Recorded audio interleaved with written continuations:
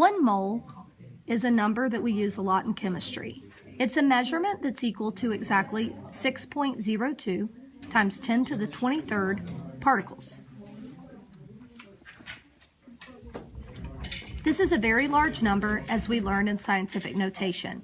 The times 10 to the 23rd means that we move this decimal place 23 spaces to the right. That would give us an additional 21 zeros at the end of this number. When we're talking about particles, particles can mean different things depending on the substance that we use. For elements from the periodic table, the basic unit that makes them up will be atoms, and those will be the particles we're speaking of. For covalent compounds,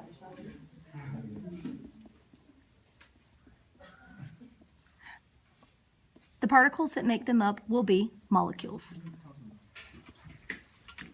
And then for ionic compounds, the particles that make them up will be called formula units. So 1 mole of a substance is equal to exactly 6.02 times 10 to the 23rd particles, which could be atoms or molecules or formula units. Okay, to start off with a calculation, let's look at this problem from the book. On page 291, number 3, the question says, how many moles is 2.8 times 10 to the 24th atoms of silicone? Whenever we're using a word problem, we'll always want to find the number that we're starting with and its unit. The number is here and the unit is here. So we'll write that first on our paper. For number 3, we start out with 2.80 times 10 to the 24th atoms.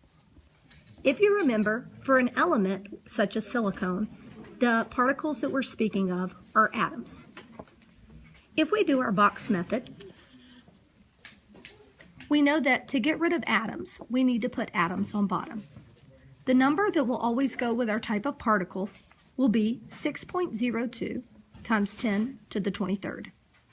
And that is always equal to 1 mole. The question was asking for us to find out how many moles that would be. Atoms and atoms will cancel out. And then we'll plug this into the calculator. We enter in 2.80, our special button, whatever that may be, and then 24. You don't have to enter in the times 10 because the special button enters that for you. Then we multiply all things on top of our equation and divide things on the bottom. So we'll have divided by 6.02, special button, 23.